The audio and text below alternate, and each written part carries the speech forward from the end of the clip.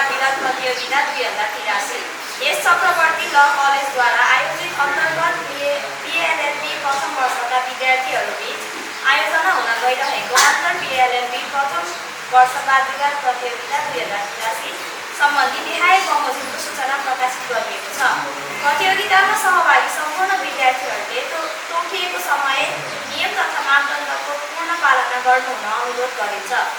प्रतियोगिताका नियमहरू: प्रत्येक प्रतियोगीलाई आफ्नो पक्ष प्रस्तुत गर्न अधिकतम 5 मिनेट समय प्रदान गरिनेछ। 5 मिनेट सकिनु अघि 1 मिनेटमै जनाउ घन्टी बज्नेछ। त्यसपछि सहभागीहरू आफ्नो तर्कलाई निष्कर्षतिर लानुपर्नेछ। रिबटलका लागि थप 2 मिनेट समय उपलब्ध हुनेछ। प्रतिवाद खण्डमा 2 मिनेट सकिनु अघि 30 सेकेन्डमा नै जनाउ घन्टी बज्नेछ। त्यसपछि सहभागीहरू आफ्नो तर्कलाई निष्कर्षतिर लानुपर्नेछ। प्रतियोगीले आफ्नो विषयभन्दा बाहिर गई व्यक्तिगत आरोप प्रत्यारोप गर्न पाइने छैन। सभ्य, मर्यादित तथा शिष्ट भाषाको प्रयोग अनिवार्य हुनेछ। समय सीमा नागेमा अङ्ककट्टा गरिनेछ। प्रतियोगितामा नेपाली वा अङ्ग्रेजी भाषा प्रयोग गर्न सकिनेछ। निर्णायक मण्डलको निर्णय अन्तिम हुनेछ। सामाजिक सञ्जाल नियमन आवश्यक व्यक्ति स्वतन्त्रमाथि अदालतको पक्ष र विषयको पक्षबाट अनुजल घटी जुनलाई आफ्नो अर्थ प्रस्तुत गर्न अनुमति। केही काम नौलो नगरी नजाउँ, अकालमै एम मरी नजाउँ। केही काम नौलो नगरी नजाउँ, अकालमै एम मरी नजाउँ। आयुष्य देव र भविष्य देव, म भित्र जीवन त मनुष्य देव। नमस्कार, म अनुजङ खत्री। आज यस विद्यालयमा हुन गइरहेको वादविवाद प्रतियोगितामा म भाग लिन पाउँदा अत्यन्त भाग्यमान ठान्दछु। यहाँ उपस्थित हुनुभएको हाम्रो सम्माननीय न्यायाधीशज्यू, हाम्रो उद्घोषकज्यू, मसँग प्रतिस्पर्धी गर्ने पक्ष तथा विपक्षका मेरा सहपाठी मित्रहरूलाई मेरो तर्फबाट न्यानो अभिवादन व्यक्त गर्न चाहन्छु। ढिला नगरी म आज यस वादविवाद प्रतियोगिताको शीर्षक सामाजिक सञ्जाल नियमन आवश्यक कि खतरा भन्ने शीर्षकको म पक्षबाट बोल्न चाहन्छु।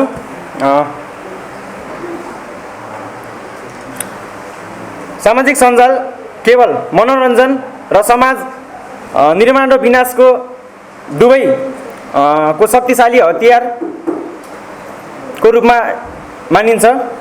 गलत समाचार यस युगमा गलत समाचारले देशमा दङ्गा फसादहरू निम्त्याइएका छन्। एउटा एडिटेड भिडियोले कसैको जीवन तहस नहससम्म भएको छ भने यसलाई नियमन विकल्प होइन, आवश्यकता नै हो। सन् 2021 मा फेसबुक कम्पनीको पूर्व कर्मचारी फ्रान्सिस ह्युजेनले अमेरिकाको सिनेटमा उभिएर भनिन्, फेसबुक जान्दा जान्दै नाफाको लागि जनस्वास्थ्य र लोकतन्त्रलाई खतरा परिरहेको छ।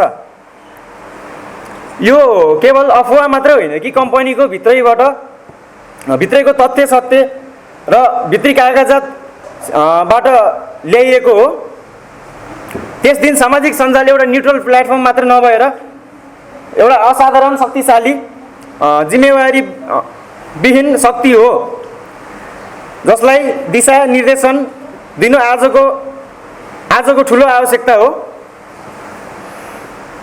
आज यस मञ्चमा हामी महत्त्वपूर्ण जवाब खोज्दैछौँ। सामाजिक सञ्जाल नियमन आवश्यकता छ कि छैन भन्ने विषयमा मेरो जवाब स्पष्ट छ, दृढ छ र तथ्यमा आधारित छ। नियमन आवश्यकता मात्र होइन, अनिवार्यता हो। किनभने स्वतन्त्रता जिम्मेवारी विहीन हुन सक्दैन। जब जिम्मेवारी हराउँछ तब राज्यले हस्तक्षेप गर्नु अपरिहार्य हुन्छ। एउटा फेक न्युज अर्थात् गलत समाचारले गर्दाखेरि कसैको जीवनमा क्षति पुग्छ भने त्यसलाई नियमन गर्न अति नै आवश्यकता छ। यसै गरी एमआइटीको परिषद अध्ययनले के देखाएको छ भनेपछि महोदय, गलत समाचार सत्य समाचारभन्दा 6 टाइम्स फास्टर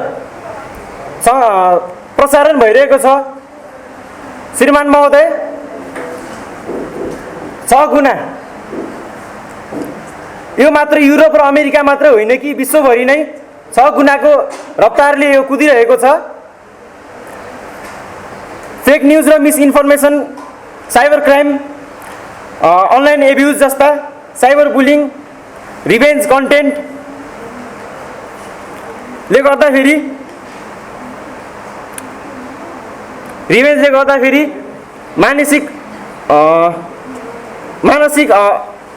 मानसिकतामा मानसिकतामा असर पर्न गइरहेको छ। यसलाई नियमन गर्नको लागि कानुनी दस्तावेजहरू नेपालको सन्दर्भमा यसलाई नियमन गर्नको लागि कानुनी दस्तावेजहरू पनि उल्लेख गरिएको छ। संविधानको धारा 17 को 2 मा अभिव्यक्ति स्वतन्त्रता भन्ने विषयमा उल्लेख गरिएको छ भने इटिए अर्थात् इलेक्ट्रोनिक ट्रान्जेक्सन एक्ट 2063 मा साइबर अपराध एउटा दण्डनीय छ भनेर उल्लेख गरिएको छ। डिजिटल माध्यमको दुरुपयोग गर्नेलाई कारबाही हुन्छ भनेर त्यहाँ उल्लेख गरिएको छ भने उसको सोही ऐनको दफा 46 मा अश्लील सामग्री प्रकाशन गर्नेलाई 5 वर्षसम्म कैद र 50,000 सम्म जरिमाना को पनि उल्लेख गरिएको छ। अन्त्यमा माननीय न्यायाधीश महोदयलाई म के भन्न चाहन्छु कि नियमन बिना स्वतन्त्रता अराजक हुन्छ, बन्दैछ र बन्छ। सामाजिक सञ्जाललाई जिम्मेवार, सुनिश्चित र सभ्य बनाउन नियमन आवश्यक छ। त्यसैले दृढतापूर्वक भन्न चाहन्छु सामाजिक सञ्जाल नियमन आजको आवश्यकता हो। यसै भन्दै म आजको मेरो तर्फबाट अन्त्य गर्न चाहन्छु। हस्त, धन्यवाद।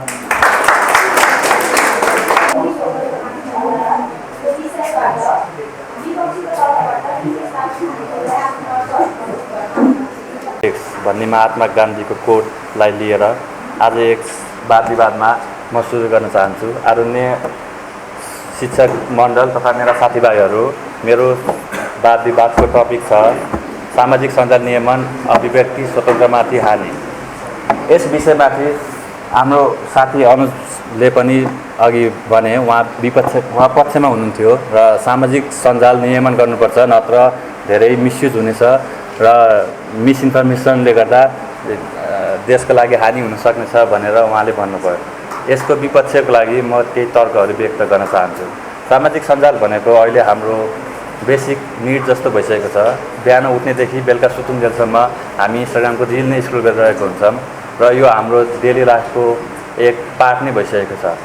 र यसलाई अब हामीले नियन्त्रण गर्ने भनेर बन्द गरियो भने अस्तिको जेनजी आन्दोलन जस्तै अर्को आन्दोलन हुन रोकिन्छ भन्ने म धारणा राख्न सक्दिनँ। यस सामाजिक सञ्जाल भनेको हामीले डेली लाइफदेखि लिएर बिजनेसदेखि लिएर सबै मान्छेले युज गरिरहेको छन्। कसैको टी सर्टको फ्याक्ट्रीलाई हामीले अनलाइन मार्केटद्वारा युज गरिरहेको छौँ भने कसैले टिकटकमै भिडियो बनाएर आफ्नो जीविका पालन गरिरहेको छन्। र यस सामाजिक सञ्जाललाई यदि सरकारले कन्ट्रोल गरेर यो चिज हुने यो चिज नहुने भनेर कुनै व्यक्तिले तर्क राखेको छ भने त्यसलाई त्यो तर्क भएको भिडियो बन्द गरिने रुलहरू ल्याइयो भने ती व्यक्तिहरूको जीविका नै रोकिनेछ। र यस्तो नियमहरू ल्याउँदाखेरि सरकारले सोचेर यो चिज ल्याउन मिल्छ कि मिल्दैन, व्यक्तिहरूको माथि जिन्दगीको काम रोकिन्छ कि रोकिँदैन भन्ने सोचेर मात्रै गर्नुपर्छ। कुनै ठाउँमा सामाजिक सञ्जालबाट मान्छेले नराम्रो काम पनि गरिरहेको हुन्छन्, जस्तै कि ग्याम्लिङ भइरहेको हुन्छ, नचाहिने भिडियोहरू पोस्ट भइरहेको हुन्छ। त्यो चिज चाहिँ नियन्त्रण गर्नुपर्छ, तर नियन्त्रणको नाममा स्वतन्त्रमाथि हानि गर्न पाइँदैन। यति नै हो सर।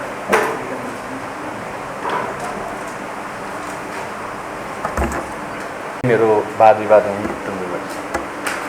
अब म सामाजिक सञ्जाल नियमन आवश्यक कि अभिव्यक्ति स्वतन्त्र पक्षको तर्फबाट अनुजम खत्रीज्यूलाई आफ्नो प्रतिवाद तर्कहरू प्रस्तुत गर्न अनुमति दिन्छु।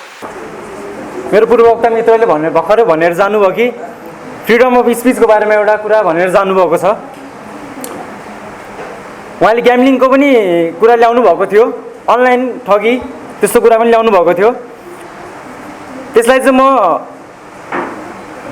अनलाइन ठगी चाहिँ नियमन गर्न सकिन्छ, केही कानुनहरू बनाएर दस्तावेजहरू बनाएर त्यसलाई नियमन गर्न सकिन्छ। हामीहरूले बन्द चाहिँ गर्नु हुँदैन। बन्द गऱ्यो भने चाहिँ अहिलेको यो विज्ञान तथा प्रविधि युगमा हामीहरूले सोसल मिडिया, सामाजिक सञ्जाल, फेसबुक, ट्विटर जस्ता आदिहरू बन्द गऱ्यौँ भने अहिलेका युवा पुस्ताले के सिक्ने भन्ने कुरा पनि प्रश्न उठ्न आउँछ। र उहाँले फ्रिडम अफ स्पिच भन्ने कुरामा चाहिँ मान्छेलाई जे मन लाग्यो त्यही भन्न चाहिँ पाउँदैन। फ्रिडम अफ स्पिचको नाममा अरूको मानहानि हुने गरी, अरूको इज्जत प्रतिष्ठा मानमा अभिव्यक्ति पुग्ने गरी, कसैको पनि अभिव्यक्तिमा ठेस पुग्ने गरी कुराहरू गर्नुहुन्न भन्दै म अन्त्य गर्न चाहन्छु। आवश्यक अभिव्यक्ति स्वतन्त्रमाथि खतरा विषयको विपक्षीको तर्फबाट विकेश लामिछानेज्यूलाई आफ्नो प्रतिवाद तर्कहरू प्रस्तुत गर्न अनुमति दिन्छु। उहाँले भर्खर भन्नुभयो कि मान्छेले फ्रिडम अफ स्पिचको लागि भनेर मानहानि हुने विषयहरूको लागि रोक्नुपर्छ भनेर। तर यदि सबै चिज नियन्त्रण गरियो भने फ्रिडम कहाँ नै रहनेछ। फ्रिडमको लागि भनेको मिस्टेक गर्ने, आफ्नो गल्ती सुधार्ने भनेको फ्रिडमबाट गर्ने हो। यदि सबै चिज कन्ट्रोल इन्भाइरोमेन्टमा कोहीले केही काम गर्छ भने त्यो ठाउँबाट ग्रो नै हुन सक्दैन। अधिकारमाथिको आधार विषयको पक्षबाट विशेष थापा गाजेज्यूलाई आफ्नो तर्कहरू प्रस्तुत गर्न अनुमति दिन्छु।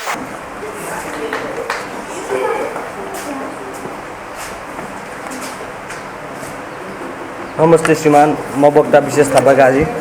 यस प्रस्तुत विषय गर्भपतन, महिलाको अधिकार कि भ्रूणको जीवनमाथिको अज्ञातमा पक्षबाट आफ्नो भनाइहरू भन्न गइरहेको छु। हरेक महिलाको आफ्नो शरीर र स्वास्थ्यको निर्णय गर्ने अधिकार हुनेछ र त्यस अधिकार बमोजिम यदि एउटा महिलामा कुनै स्वास्थ्य र उसको जीवन सुरक्षा र कहिलेकाहीँ गर्भधारण गर्ने बेलामा गर्भवतन भएको महिलालाई उसको स्वास्थ्यको सुरक्षा नभएको पनि समय हुनसक्छ र त्यस्तो समयमा खतरनाक भएको बेलामा उसले चाहिँ आफ्नो गर्भवतन गर्ने अधिकार रहनेछ। उसले अब यदि कुनै पनि महिलालाई जबरजस्ती करणी, हाडनाताकरणी गरेको बेलामा उसले भएको हुँदा उसलाई चाहिँ गर्भपतन गर्ने हक रहेको हुनेछ र कानुनी सुरक्षामा नेपाल र भारत कानुनले महिलालाई आफ्नो स्वास्थ्यलाई प्राथमिकता दिई उसलाई गर्भपतन गर्ने सुविधा पनि दिएको छ। हामीले हेर्ने हो भने मुलुकी अपराध संहिता 2074 को दफा 188 र 189 हेर्ने हो भने गर्भपतन गराउन सक्ने लेखिएको छ र गर्भवती महिलाको मन्जुरी 12 हप्तासम्मको गर्भपतन गरिन सक्नेछ र कुनै गर्भपतन नगराएमा गर्भवती महिलाको ज्यानमा खतरा पुग्न सक्छ वा निजको शारीरिक वा मानसिक स्वास्थ्य खराब हुन सक्छ वा विकलिङ बच्चा जन्मन्छ भनी इजाजत प्राप्त चिकित्सकको राय भए त्यस्तो महिलाको मन्जुरीले गर्भपतन गराए भने पनि लेखिएको छ। जबरजस्ती करणी वा हातनाता करडीबाट रहन गएको 18 हप्तासम्म गर्भवती महिलाको मन्जुरीले गर्भपतन गराउन सकिनेछ र रोग प्रतिरोधक क्षमता उन्मुक्ति गर्ने जीवाणु HIV वा त्यस्तो प्राकृतिक अन्य निको नहुने रोग शरीरमा भएको महिलाको मन्जुरीले गर्भपतन गराउन सकिनेछ भनेर हाम्रो मुलुकी अपराध संहिता 2074 ले उल्लेख पनि गरिदिएको छ। अब यदि आमाको जीवन नै जोखिममा छ वा जन्मिने भ्रूण त्यस्तो जोखिम समयमा जन्मिँदाखेरि आमाको जीवन नै गम्भीर हुनेछ अनि त्यसपछि त्यस्तरी जन्मिएको छोरा छोरीहरू पनि उसको स्वास्थ्य पनि हेल्दी नभएर जन्मिने भएकाले त्यसैले आमाको हक नै हुनेछ र उसको अधिकार पनि हुनेछ गर्भपतन गर्नमा। महिलाले गर्भपतन गराउने भनेर चाहिँ हाम्रो फन्डामेन्टल राइट पनि भएको यस नेपालको संविधानमा देखिएको पनि छ। धन्यवाद। गर्भपतन महिलाको अधिकार कि भ्रूण जीवनको अधिकारमाथिको आघात विषयको विपक्षको तर्फबाट अस्मिता कुमारी मण्डलजीलाई मेरो शिक्षकज्यू तथा मेरो प्रिय साथीहरूलाई म अस्मिताको नमस्कार। म आज भ्रूणको जीवनको अधिकारमाथि आघातको विषयमा आज भन्न गइरहेको छु। हक जीवन पाउने भ्रूणको हक र जोगाउने हाम्रो पक्ष हो। भ्रूणको पनि बाँच्ने र जन्मिने अधिकार हुन्छ। त्यसको अधिकारमाथि दमन गर्न पाइँदैन, आघात गर्न पाइँदैन। भ्रूण भविष्यको मानव जीवन भएकाले पनि उसलाई बचाउने हाम्रो हक हो, त्यसको हक हो। जीवन सम्मान गर्नु मानवताको मुख्य कर्तव्य हो। भ्रूण नै भविष्यको नागरिक भएकाले त्यसको जीवनको रक्षा गर्ने बचाउने हाम्रो कर्तव्य हो। भ्रूण मानव जीवनको पहिलो चरण भएकाले त्यसको संरक्षण गर्ने महत्त्वपूर्ण हुन्छ। जीवन पवित्र मूल्यवान छ। त्यसैले भ्रूणको जीवनमाथि आघात गर्न पाइँदैन। जीवन पवित्र मूल्यवान हुन्छ। स्वास्थ्य समाज निर्माणको लागि भ्रूण र सुरुवातमै संरक्षण गर्नुपर्छ। भ्रूण पनि भविष्यको बाँच्ने र सिक्ने र विकास हुने अधिकार हुन्छ। भ्रूणको पनि अधिकार हुन्छ। त्यसैले त्यसको जीवनमाथि आघात गर्न पाइँदैन। राज्य पनि भ्रूणको संरक्षण गर्नको लागि कानुनी व्यवस्था गरेको छ। सुरक्षित गर्भपतन ऐन 2075 निश्चित अवस्थामा गर्भपतन गर्न पाइन्छ, तर आफ्नै मनले गर्न पाइँदैन। आफ्नै मनले गरे पनि जरिमाना र कैद हुन्छ। त्यस्तो गर्न पाइँदैन। कानुनको उल्लङ्घन गरे जरिमाना र कैद दुवैको व्यवस्था छ। त्यसैले गर्भपतन भ्रूणको जीवनको अधिकारमाथि आघात हो। त्यो गर्न पाउँदैन। जीवनको अधिकार मानवको सबैभन्दा आधारभूत अधिकार हो। त्यसमा भ्रूणलाई अधिकारमा दमन गर्न पाइँदैन। भ्रूण पनि भविष्यको मानव जीवन भएकाले बचाउने त्यसको कर्तव्य हो। गर्भधारणसँगै नै नयाँ जीवनको सुरुवात हुन्छ भन्ने वैज्ञानिकको पनि मान्यता छ। भ्रूण आफ्नो अधिकारको सुरक्षा गर्न नसक्ने भएकाले समाज र राज्यको त्यसलाई सुरक्षा प्रदान गर्नुपर्छ। आवश्यक गर्भपतन जीवनप्रतिको सम्मान घटाउँछ। त्यसले गर्भपतन गर्न पाइँदैन। यसले नैतिक सामाजिक स्वास्थ्य बढाउने सम्मान हुन्छ। महिलाको अधिकार महत्त्वपूर्ण भए पनि भ्रूणको जीवनको अधिकारमाथि पूर्ण रूपमा व्यवस्था गर्न मिल्दैन। विशेष परिस्थितिमा त्यो गर्भपतन गर्न पाइँदैन। त्यसले गर्भपतन भ्रूणको जीवनको अधिकारमा आघात हो। महिलाको अधिकार महत्त्वपूर्ण भए पनि भ्रूणको जीवनको अधिकारमाथि दमन गर्न पाइँदैन, आघात गर्न पाइँदैन। त्यसैले गर्भपतन भ्रूणको जीवनको अधिकारमाथि गम्भीर आघात हो भन्ने म निष्कर्षमा पुग्न चाहन्छु। धन्यवाद। गर्भपतन महिलाको अधिकार कि भ्रूण जीवनको अधिकारमाथिको आघात विषयको पक्षको तर्फबाट विशेष थापा काजीज्यूलाई आफ्नो प्रतिवाद तर्कहरू प्रस्तुत गर्न अनुमति दिन्छु। श्रीमान पूर्व साथीले भन्नुभएको जीवनको सम्मान गर्नु नै मानवताको मूल्य कर्तव्य हो। यसमा मैले के भन्न चाहे श्रीमान, अब यदि जीवनको सम्मान गर्नु नै मानवता हो भने महिला आमालाई चाहिँ किन मारेर उसको बच्चालाई चाहिँ जन्म दिनु? अनि जीवनलाई पवित्र र मूल्यवान मानिन्छ, किन आफ्नो आमालाई मार्नु? हैन, यदि अब आमाको नै ज्यान जाने त्यस्तो जोखिम छ भने किन आमा चाहिँ पवित्र र मूल्यवान चाहिँ मानिँदैन? र राज्यले पनि भ्रूणको संरक्षण गर्नको लागि कानुनको व्यवस्था गरेको होला, तर श्रीमान अब यदि उसको आमाको पनि संरक्षण गर्ने नियम कानुनहरू बनाएको छ र त्यस नियम कानुनभित्र आमाले चाहिँ महिलाले गर्भपतन गर्न सक्ने कुरा र त्यसमा कारण र आमालाई कारण र दबाब दिएर मात्र होइन उसको आफ्नो एकल मनसायले गरेर पनि गर्भपतन गर्न दिनुपर्नेछ। धन्यवाद।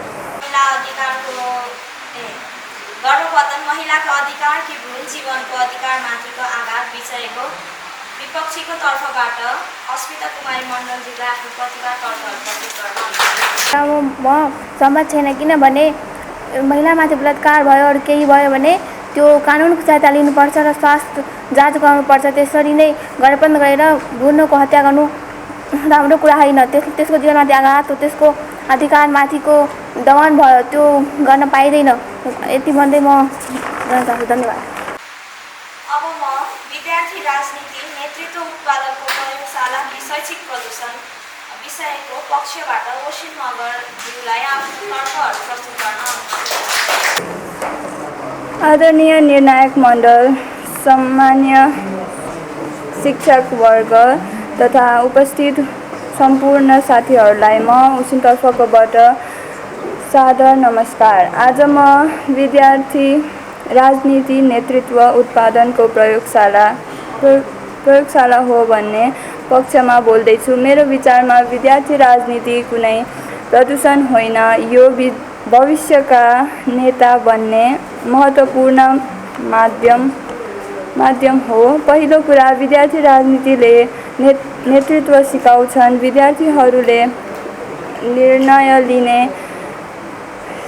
जिम्मेवारी लिने, अरूलाई अघि बढाउन सिकाउँछ। जस्तै कुनै कार्यक्रम आयोजना गर्दा विद्यार्थीहरूले योजना बनाउने, काम बाँड्ने र नेतृत्व गर्ने मौका पाउँदछन्। यसरी उनीहरूमा आत्मविश्वास पनि बढ्दछ। दोस्रो कुरा, यसले व्यावहारिक ज्ञान दिन्छ। पुस्तकबाट मात्र सबै कुरा सिक्न सकिँदैन।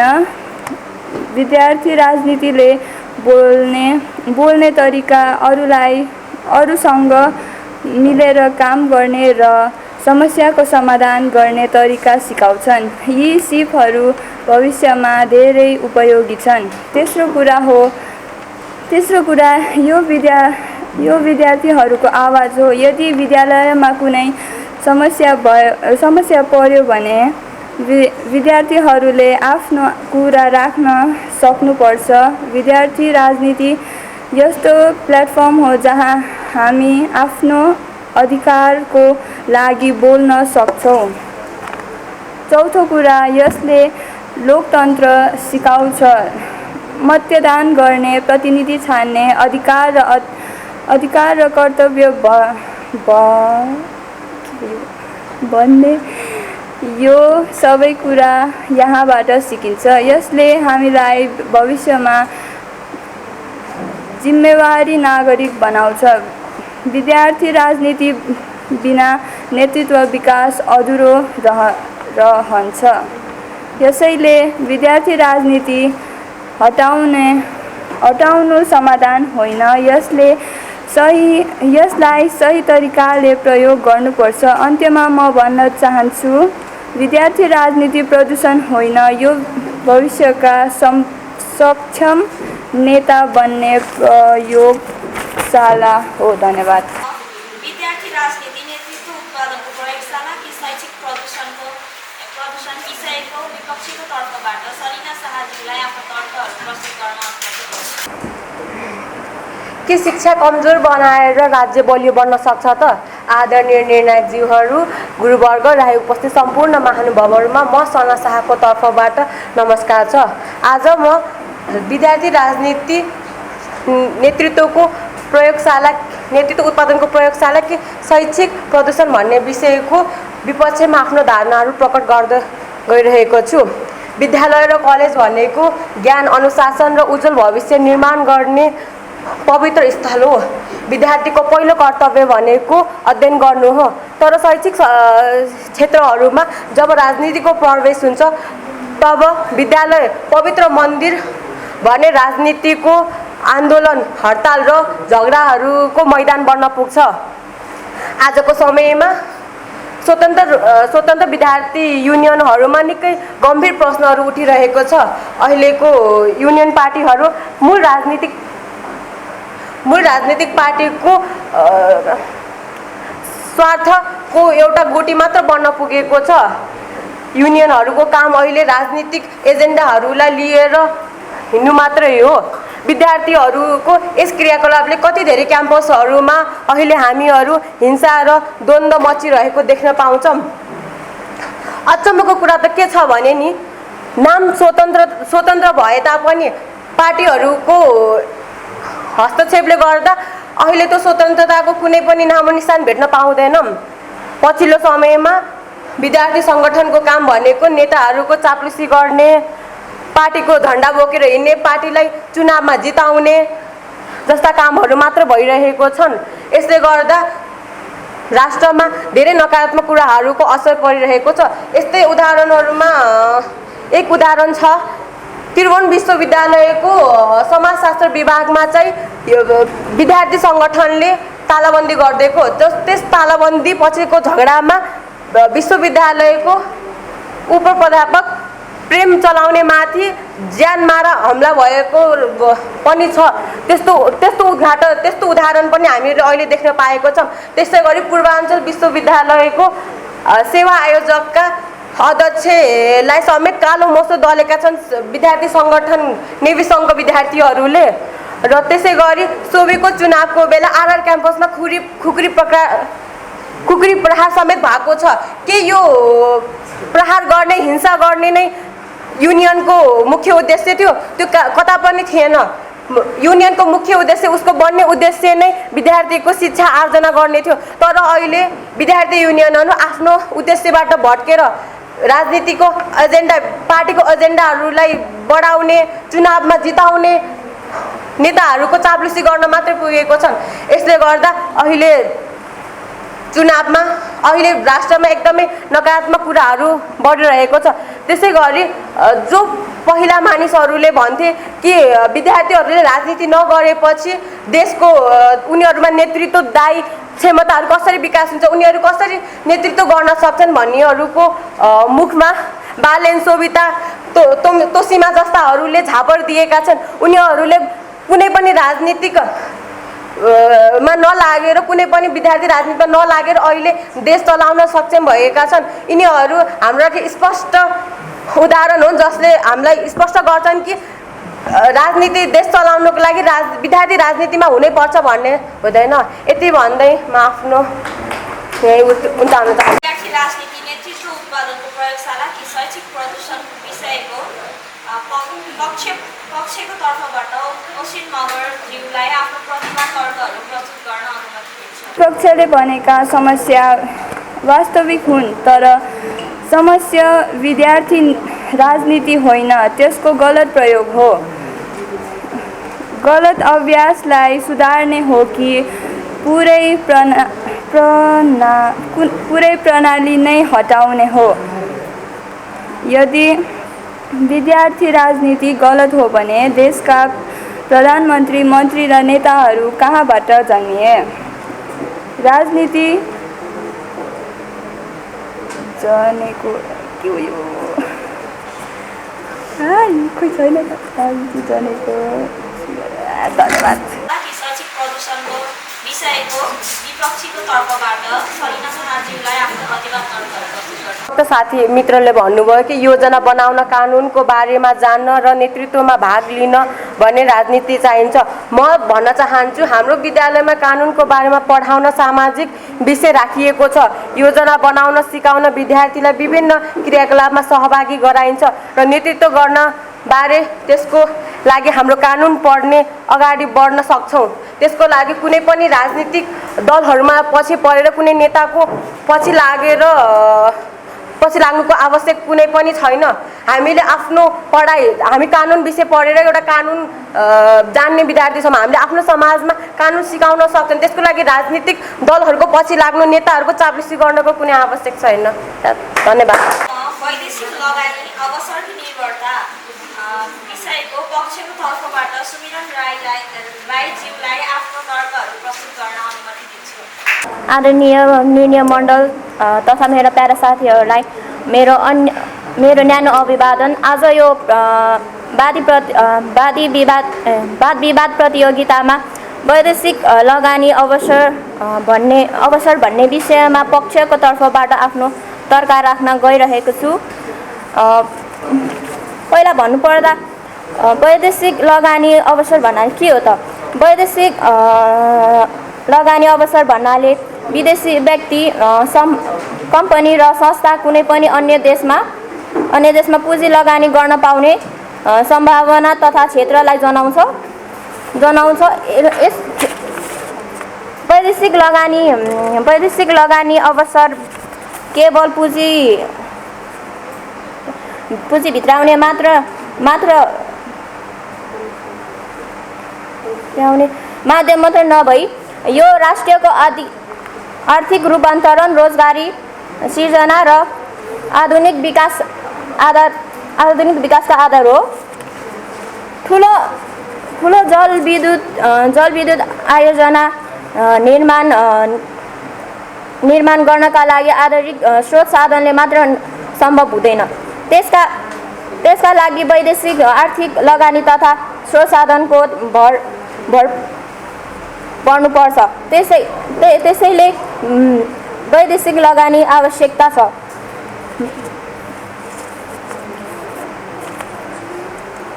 विदेशी पर्यटकले अन्य देश आई बस्ने, खाने, घुम्ने गर्दा ती पर्यटक व्यवसायलाई भुक्तानी तिर्दछ। ती कमाएको मूल्यले सरकारलाई कर तिर्ने गर्दछ। सोही करले नै गर्दा सरकारले विकास निर्माण खर्च गर्ने गर्दछ।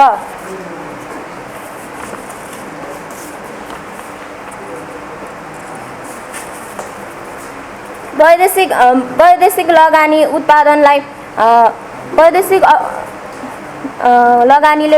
उत्पादनलाई अन्तर्राष्ट्रिय बजारसम्म पुर्याउन सहयोग गर्दछ। उदाहरणका लागि नेपाल हस्तकला, विद्युत, कृषि उत्पादन आदि बेच्ने विदेशमा सजिलो हुन्छ र त्यो बेचेको रकमले देश विकास गर्न सजिलो हुन्छ।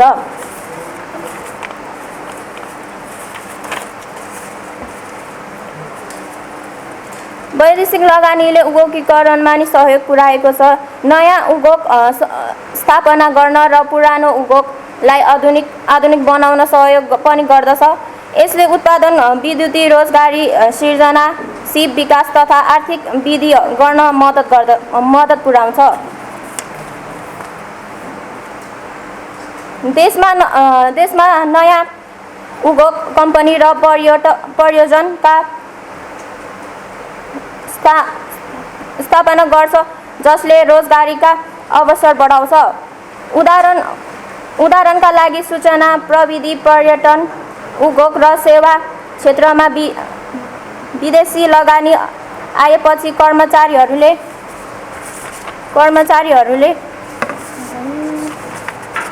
नयाँ सिप, भाषा, प्रविधि र कार्य अनुभव सिक्ने अवसर पाउँछन्। यसरी प्राप्त सिपले देशको उत्पादन क्षमता र आर्थिक विकासमा पनि योगदान पुर्याउँछन्।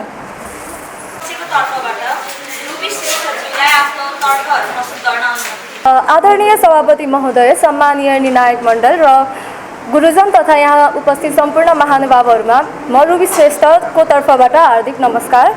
आज म वैदेशिक रोजगारी अवसर नभई निर्भरता हो भन्ने सबैभन्दा महत्त्वपूर्ण र समस्यामय विषयमा आफ्नो विचारहरू उपस्थित गर्न गइरहेको छु।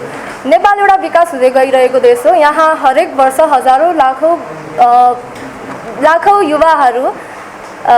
युवाहरू उच्च शिक्षा हासिल गरी रोजगारीको खोजीमा यहाँबाट निस्कन्छन्। नेपाली युवाहरूको लागि खाडी मुलुक जस्ता मलेसिया, दुबई, कतार, जापान जस्ता देशहरू प्रमुख गन्तव्य बनेको देखिन्छ। यहाँ नेपालमा आर्थिक फाइदा अवसरहरू नभएको कारणले सबै नेपाली युवाहरू बाहिरी देश रोजगारमै निर्भर भएको स्पष्ट रूपमा देखिन्छ। पहिले त अर्थतन्त्र नै नेपालको अर्थतन्त्र नै रेमिटेन्समा आधारित देखिन्छ। देशको आर्थिक गतिविधि नै बाहिरबाट पठाएका पैसाले नै चलिरहेको छ। यहाँ दैनिक जीवनमा धेरै पक्ष रेमिटेन्सकै भरमा टिकेका छन्, जस्तै घर निर्माण, शिक्षा र दैनिक आर्थिक गतिविधिहरू नै रेमिटेन्सको भरमा चलिरहेको देखिन्छ। उदाहरणको रूपमा कोभिड-19 महामारीका बेला हजारौँ नेपाली रोजगारी गुमाएर स्वदेश फर्किनु परेको थियो। यसले देखाएको कि विदेशी रोजगारी स्थायी समाधान होइन। दीर्घकालीन रूपमा यो अवस्था अर्थतन्त्रको सङ्केत होइन। नेपालको अर्थतन्त्र गम्भीर समस्या पर्न सक्छ। दैनिक जीवन देशको सक्षम, शिक्षित र ऊर्जावान युवाहरू विदेश पलायन भइरहेको देखिन्छ। गाउँघर रित्तिँदै गएको देखिन्छ र यहाँ जनशक्तिको अभावको कारण कृषि, उद्योग तथा उत्पादनमूलक क्षेत्रहरूमा पनि समस्या आइरहेको देखिन्छ। युवाहरू देशमै बसेर काम गर्ने वातावरण पाउँथे भने नेपालले धेरै क्षेत्रमा प्रगति गर्न सक्थ्यो। यहाँ सामाजिक असर पनि परेको देखिन्छ। बुवा आमा नभएको कारणले बालबालिकालाई माया, साथ र मार्गदर्शन पाउन सकेका छैनन्। कतिपय बालबालिका मानसिक रूपमा कमजोर भएको पनि देखिन्छ। श्रीमान श्रीमती बीच दूरी बढ्ने, सामाजिक सम्बन्ध कमजोर बन्ने, पैसा कमाए पनि भावनात्मक सम्बन्ध कमजोर, यसको असर सम्पूर्ण समाजमा पर्छ। विदेशमा नेपाली कामदारहरूले धेरै दुःख र सङ्घर्ष गर्नु परेको छ, ज्यान गुमाएका छन्। हरेक वर्ष त्रिभुवन अन्तर्राष्ट्रिय विमानस्थलमा आउने बाकसहरूले वैदेशिक रोजगारीको पीडा झल्काइरहेका छन्। अब प्रश्न उठ्छ, समाधान के त? देशभित्र रोजगारी सिर्जना गर्नुपर्छ। सरकारले उद्योग, कृषि, पर्यटन तथा उद्यमशीललाई प्राथमिकता दिनुपर्छ। युवाहरूलाई सिपमूलक शिक्षा र तालिम प्रदान गर्नुपर्छ। देशको पैसा देशमै लगानी हुनुपर्छ र उत्पादन बढ्ने र राष्ट्रिय आत्मनिर्भर बढ्ने सम्भावना बलियो हुन्छ। पूर्ण रूपमा गलत होइन, धेरै परिवारलाई आर्थिक रूपमा सहयोग गरेको सत्य हो। तर जब देशको अर्थतन्त्र नै वैदेशिक कमाइबाट टिकेको छ, जब गाउँ युवाविहीन बन्दछन्, जब परिवार भावनात्मक रूपमा टुट्न थाल्छन्, तब यो अवसरभन्दा पनि निर्भरता देखिन्छ। अन्त्यमा म के भन्न चाहन्छु भने वैदेशिक रोजगारीले नेपाललाई केही आर्थिक राहत दिएको भए तापनि यसले देशलाई रेमिटान्समा आधारित निर्भर बनाएको छ। यसले अबको आवश्यकता भनेको देशभित्र रोजगारीको सिर्जना गर्ने र आत्मनिर्भर नेपाल निर्माण गर्नु हो। यति भन्दै आफ्नो भनाइ समाप्त गर्न चाहन्छु। धन्यवाद। अब म वैदेशिक लगानी अवसर निर्भरता विषयको पक्षबाट सुमिरन राईज्यूलाई आफ्नो प्रतिभा तर्कहरू प्रस्तुत गर्न को कुरा सुन्दा मलाई राम्रो लाग्यो। तर यथार्थमा के हो भन्नाले वैदेशिक लगानीले देशको आर्थिक विकास, रोजगारी सिर्जना र प्रविधि हस्तान्तरण र औद्योगिकरणमा महत्त्वपूर्ण योगदान पुर्याउँछ। जलविद्युत, पर्यटन, कृषि, उद्योग तथा सूचना प्रविधि क्षेत्रमा वैदेशिक लगानीमा प्रशस्त सम्भावना देखिन्छ। धन्यवाद। अवसर निर्भरता विषयको विपक्षको तर्फबाट रुबी श्रेष्ठज्यूलाई आफ्नो प्रतिभा तर्कहरू प्रस्तुत गर्न वैदेशिक रोजगारीले रेमिटेन्स बढ्यो भन्छन्, तर रेमिटेन्स केवल तत्काल खर्च धानिरहेको छ, दीर्घकालीन उत्पादन र रोजगारी सिर्जना गरिरहेको छैन। देशको अर्थतन्त्र उपभोगमुखी भएको छ, उत्पादनमुखी भएको छैन। सिप सकेर फर्किन्छन् भन्ने तर्क आउन सक्छ, तर अधिकांश कामदारले विदेशमा न्यून सिपका श्रममुखी काम गर्छन्। त्यो सिप नेपालमा उद्योग विकासमा पर्याप्त रूपमा उपयोग रहेका छैनन्। धन्यवाद। निःशुल्क शिक्षा राज्यको दायित्व कि असम्भव सपना विषयको पक्षको तर्फबाट स्मृति शाहज्यूलाई आफ्नो तर्कहरू प्रस्तुत गर्न अनुमति दिन्छु। प्रतीकज्यू, सम्मानित निर्णायक मण्डल, उपस्थित गुरुवर्ग, अभिभावकहरू तथा मेरा प्रिय साथीहरू, यहाँ उपस्थित सबैजनाले मेरो तर्फबाट नमस्कार। म आज यस वादविवाद प्रतियोगिता पक्षतर्फबाट आफ्नो विचार राख्न चाहन्छु। आजको मेरो वादविवाद विषय निःशुल्क शिक्षा राज्यको दायित्व। निःशुल्क शिक्षा भनेको के हो? निःशुल्क शिक्षा भनेको यस्तो शिक्षा हो जसमा कुनै पनि विद्यार्थीले शुल्क तिर्न पर्दैन। के यो शिक्षा दिनु राज्यको कर्तव्य हो वा यो केवल एउटा सुन्दर तौर सपना मात्र हो? उदाहरण जस्तै एउटा गरिब बालकको कल्पना गर्नुहोस् जो पढ्न चाहन्छ, ऊ सपना देख्छ तर शुल्क तिर्न नसकेर विद्यालय छोड्न बाध्य हुन्छ। के त्यो बालकको सपना गरिबको कारण मर्नुपर्छ? निःशुल्क शिक्षा राज्यको काम हो, किनभने गरिब बच्चाहरूको के दोष? पैसा नभएर शिक्षा नपाउने होइन। शिक्षित नागरिक बलियो देश हुन्छ। पढे लेखेका मान्छेले देश विकास गर्छ। हामी कर तिर्छौँ, त्यो करको बदलामा सरकारले शिक्षा दिनुपर्छ। नेपालको संविधानले नि भनेछ शिक्षा मौलिक हक हो।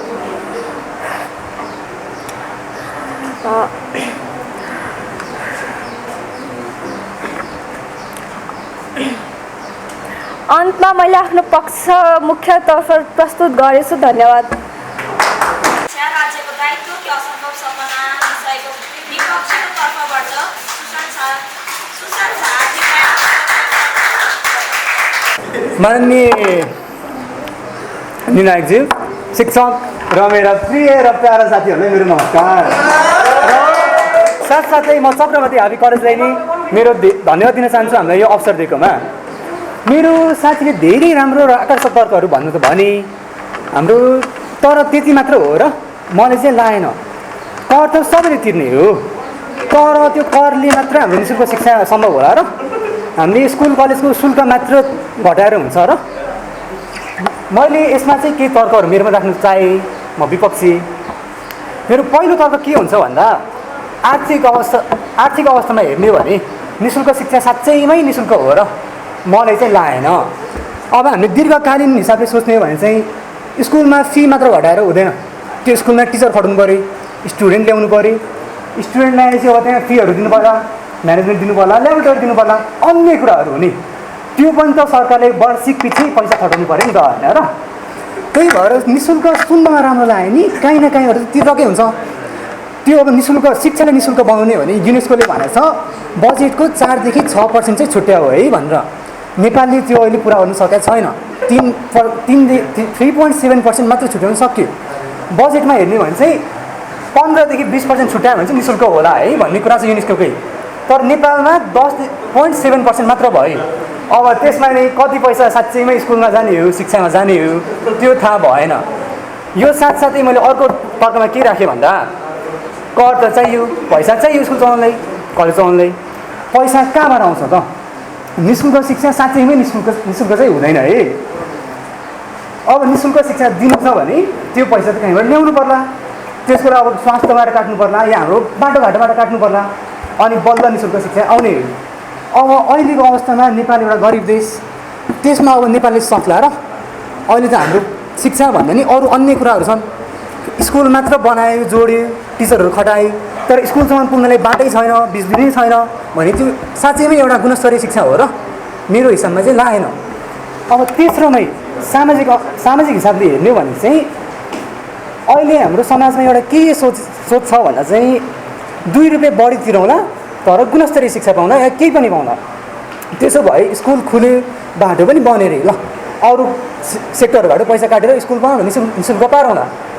तर प्यारेन्ट्सहरूले पठाउनु खोज्दा रहेछ, किनभने प्यारेन्ट्सहरूले चाहिँ खोज्ने मैले मेरो बच्चाले कहाँ पठाउँदैछु, त्यहाँ केही नराम्रो सङ्गतमा पर्ला कि या नराम्रो शिक्षा पाउला कि, त्यत्रो विद्यार्थी हुँदा सरहरूले म्यामहरूले समय दिनु सक्ला मेरो छोरालाई।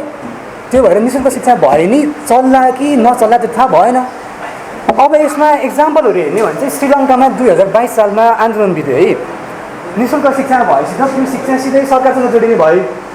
अब सरकारमा के डाउनलोड आयो भने त शिक्षा पनि झर्ने भयो। श्रीलङ्कामा 2022 सालमा आन्दोलन आउँदा इन्फ्लेसन 70% बढ्यो र त्यो बेला बजेटमा 7% डेफिसिट देखाएको थियो। त्यो भएर अहिलेसम्म रिकभर गर्दै अहिले पनि शिक्षा चाहिँ नि शुल्क भएको छैन। जबकि Sri Lanka, US, Canada, Germany, Finland यताउतामा उहिले 70 वर्षदेखि नै नि शुल्क नै हो शिक्षा चाहिँ। तर त्यहाँ मानौँ कुनै पनि समस्या आयो सरकारमा भने चाहिँ 10 वर्षदेखि 12 वर्षदेखि शिक्षा त रोक्यो। अब पुरै एउटा जेनेरेसनको शिक्षा त रोक्नु भएन नि त, होइन र? त्यो चाहिँ मेरो तर्क। सपना जति राम्रो सुने नि सपना साँच्चैमै राम्रो हो र? यहाँ कुनै सपना अति नै अप्ठ्यारो छ भने त, असाध्यै अप्ठ्यारो छ भने त त्यो असम्भव नै देखियो। त्यो चाहिँ मेरो अन्तिम कहना यति भनेर मैले धन्यवाद चाहिँ भने। अक्षय साथीले भन्नुभएको शिक्षाबाट सबैभन्दा बढी फाइदा हो व्यक्ति आफूलाई नै पाउँछ। नि शुल्क शिक्षा दिनु अत्यन्त जरुरी छ। यसले राष्ट्रको ऋण बढाउँछ र वास्ता नि राम्रै गर्छ। धन्यवाद। उसको पनि कुरा जोडेरै 2 शब्द अझ भने है। नि शुल्क शिक्षा उसले एउटा के कुरा निकालेछ भन्दा चाहिँ शुल्क हटायो भने गरिबको बच्चाले पढ्नु पाउला। तर त्यही दीर्घकालीन हुने भएन नि त। स्कुल चलाउनु, क्याम्पस चलाउनु एउटा सरकारको पनि दायित्व हो। हुनु म नि मान्छु, म नि अगस्टमा चाहिँ बोले होइन। तर सरकारले यदि त्यो कुराले जोखिम पार्छ भने त त्यो गर्नु भएन नि त तत्कालीन चाहिँ। मेरो नि भने असम्भव नै चाहिँ होइन, असाध्यै अप्ठ्यारो चाहिँ हो भन्नु खोजेको। किनभने एउटा सरकारको साइडबाट हेर्ने भने चाहिँ चलाउनु छ भने त्यो वार्षिक नै धान्नु सक्नु पऱ्यो। 1 वर्ष चलाएर ल सक्यो है भन्नु त भएन, लामो समय जानु पऱ्यो। म नि चाहन्छु हरेक गरिब बच्चाले पढोस्, अहिले शिक्षा दियो भने नै पछि देश विकास हुने हो। तर अब यसमै मैले अर्को के कुरा झिकेँ भन्दा नि शुल्क भएपछि गुणस्तरीय पनि हुन्छ भन्ने कुरा हुँदैन। अहिले हाम्रोमा धेरै जसो विद्यार्थीहरू विदेश जाने किन, गुणस्तरीय शिक्षा पाउँछु होला कि भनेर। नि शुल्क गरियो तर विद्यार्थीहरूको सङ्ख्या बढ्यो भने त नि शुल्क गुणस्तरीय पनि घट्ला। त्यो घट्यो भने त अझ मान्छेहरू विदेशतिरै आकर्षक हुने होला। त्यही कुरा मेरो आजको बहस चाहिँ त्यति भनेर मैले धन्यवाद भन्ने साथीहरूलाई। विषयको पक्षको तर्फबाट उर्मिला रेग्मीज्यूलाई आफ्नो तर्कहरू प्रस्तुत गर्न अनुमति दिन्छु। प्यारा साथीहरू, आज म निजी शिक्षा गुणस्तरकी व्यवसाय भन्ने टपिकमा आफ्नो पक्षबाट आफ्नो धारणाहरू दिँदैछु। प्राय मान्छेहरूले निजी शिक्षालाई व्यापार हो भन्छन्, तर म चाहिँ भन्दिनँ। निजी शिक्षाले गुणस्तर दिँदै आएको छ। फर इक्जाम्पल म आफैलाई लिन्छु, म बच्चादेखि निजी विद्यालयमै अध्ययन गरिरहेको विद्यार्थी हो। यदि त्यहाँ गुणस्तर थिएन भने म पक्कै पनि जाँदिनँ थियो होला, पक्कै पनि पढ्दैन थियो होला। यहाँ सम्पूर्ण अहिले बस्नुभएको 50% to 90% निजी विद्यालयमै पढ्नुभएको विद्यार्थीहरू हुनुहुन्छ र अहिले पनि हामी निजी विद्यालय युनिभर्सिटीमै पढिरहेका छौँ। सो यसलाई व्यापार कसरी लिन मिल्छ? त्यही भएर निजी विद्यालय एउटा गुणस्तर शिक्षा दिने एउटा प्रणाली हो भन्दछु। निजी शिक्षा भनेको चाहिँ सरकारले प्रत्यक्ष रूपमा सञ्चालन नगरी कुनै कम्पनी संस्थाले चलाउने एउटा विद्यालय हो।